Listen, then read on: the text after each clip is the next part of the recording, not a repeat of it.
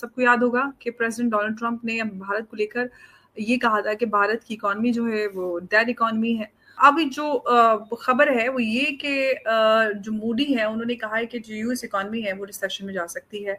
Donald Trump अब अपने ही घर में घिर गए हैं। तीखे सवालों का उनको सामना करना पड़ रहा है।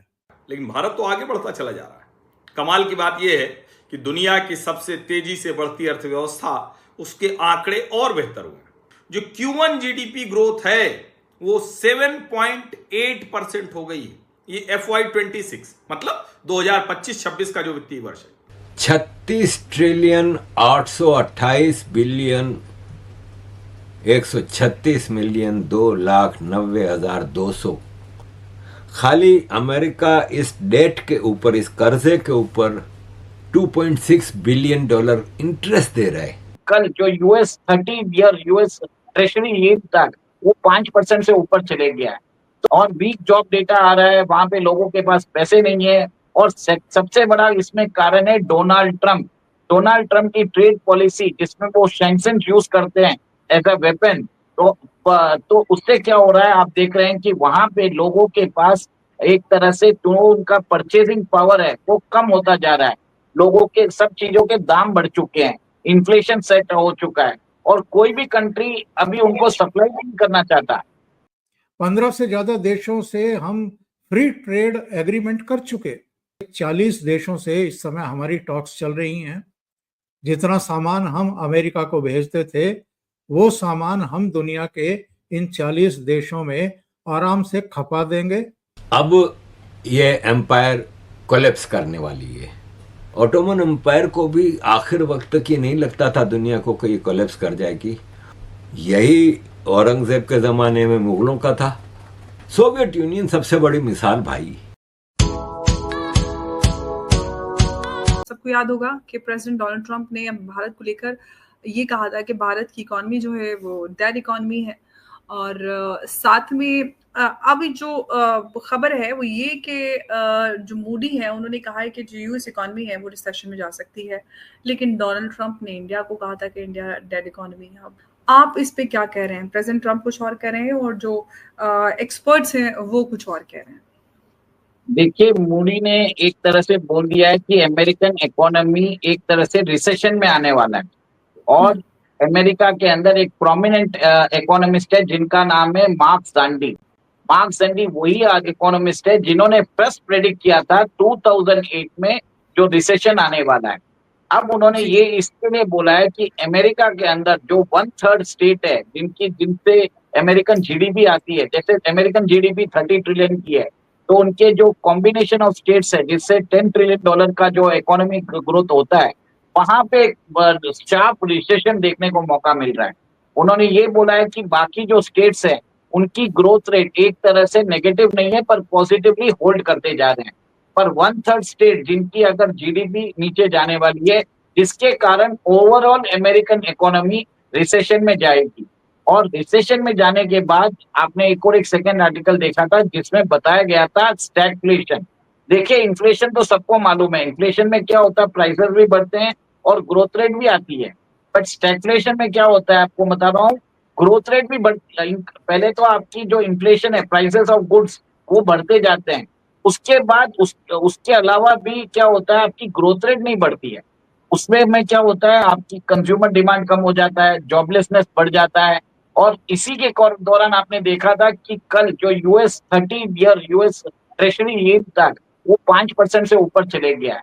तो कहीं ना कहीं ये बता रहा है कि अमेरिका की स्ट्रक्चरल इकोनॉमी में प्रॉब्लम है और वीक जॉब डेटा आ रहा है, वहां पे लोगों के पास पैसे नहीं है। और सबसे बड़ा इसमें कारण है डोनाल्ड ट्रंप की ट्रेड पॉलिसी, जिसमें वो सैंक्शन यूज करते हैं एज अ वेपन। तो उससे क्या हो रहा है, आप देख रहे हैं कि वहां पे लोगों के पास एक तरह से जो उनका परचेजिंग पावर है वो कम होता जा रहा है।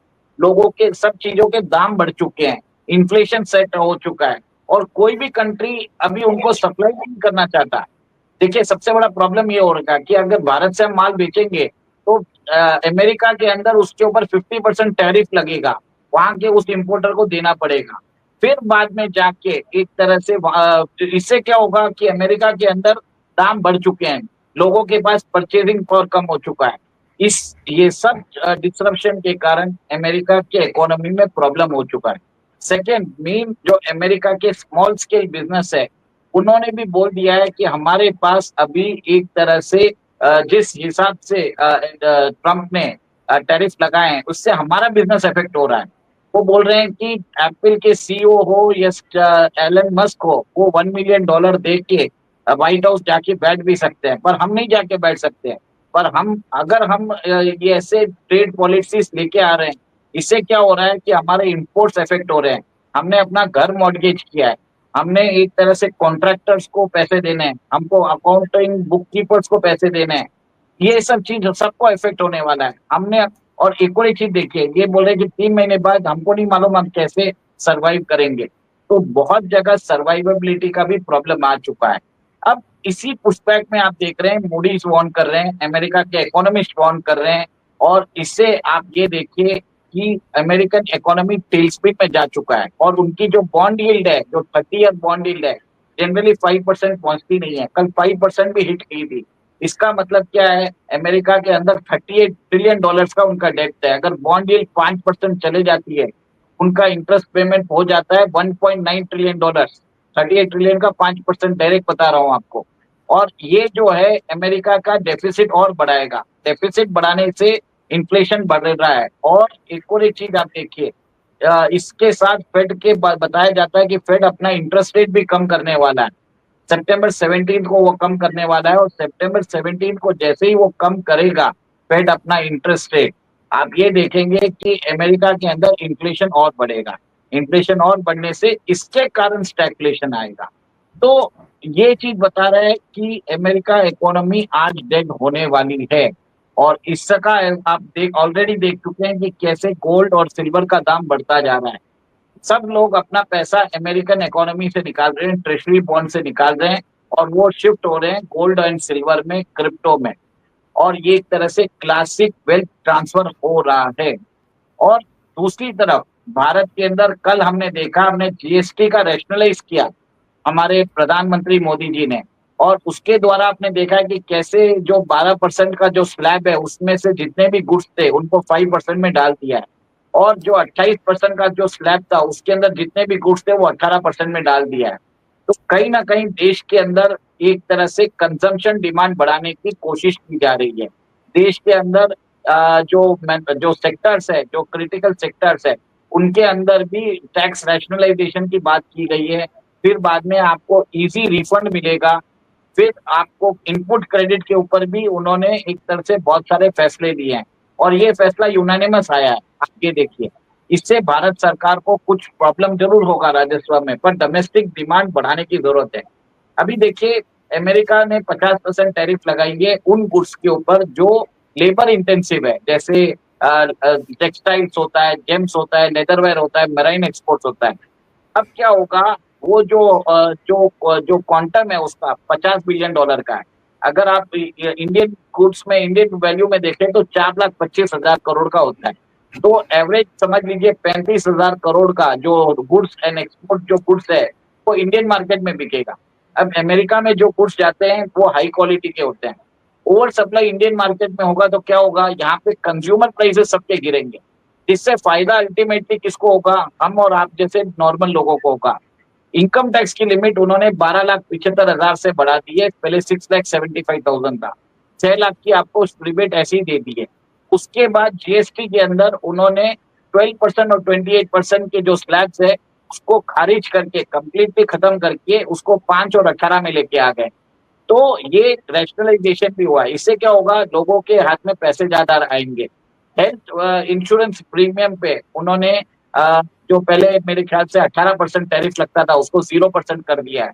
एजुकेशनल जो आइटम्स है, जैसे बुक्स होता है, क्रेयॉन्स होते हैं, उन सब पे भी 0% कर दिया है। इससे मतलब भारत सरकार क्या चाहती है कि देश के अंदर कंजम्पशन बढ़े, डिमांड वैसे बढ़ेगा जिससे देश के अंदर जॉब्स बढ़ेगा। हमारा आज भी हमारा जीडीपी 72% हम देश के अंदर ही हम कंज्यूम करते हैं, इसकी मात्रा हम बढ़ाने वाले हैं। उसके अलावा आप देख रहे हैं कि कैसे हम फ्री ट्रेड एग्रीमेंट भी हमने एक तरह से चालू कर दिया है। और हम ईयू के साथ कल ईयू के जर्मन फॉरेन मिनिस्टर भारत आए थे। उन्होंने बोल दिया है what India is Asia for us and we are the Europe for India. मतलब जर्मनी यूरोप है और इंडिया एशिया है, और हम इसके अंदर फ्री ट्रेड अग्रीमेंट करेंगे, और फ्री ट्रेड अग्रीमेंट के कारण यू विल सी दैट दोनों कंट्रीज के बीच में ट्रेड बढ़ेगा। ओके, दिस विल हैपन अंबर जी। और सेकंड आप ये देखिए, हम ओमान के साथ कर रहे हैं, हम बात हो रही है रशियन लेड EU उनके साथ कर रहे हैं। EFTA जो ट्रेड अग्रीमेंट हमने 4 कंट्रीज से एक साथ किया है वो अक्टूबर 1 से चालू हो जाएगा। EU के साथ हमने यूके के साथ ट्रेड अग्रीमेंट कर लिया है। तो ट्रेड अग्रीमेंट हम करके हम डाइवर्सिफाई कर रहे हैं हमारे एक्सपोर्ट्स। शॉर्ट टर्म में प्रॉब्लम जरूर आएगा, पर आप ये देखेंगे कि इंडियन इकोनॉमी रेसिलिएंट है, Indian economy can absorb this shocks.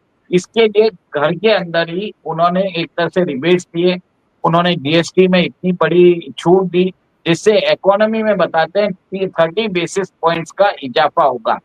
अब जो पिछले दिन जो GDP में नंबर्स आए थे उसके अंदर देखा था आपने कि सब लोग बात कर रहे थे 6.5 6.7 की ग्रोथ रहेगी, वो ग्रोथ एक्चुअल आई है 7.8%।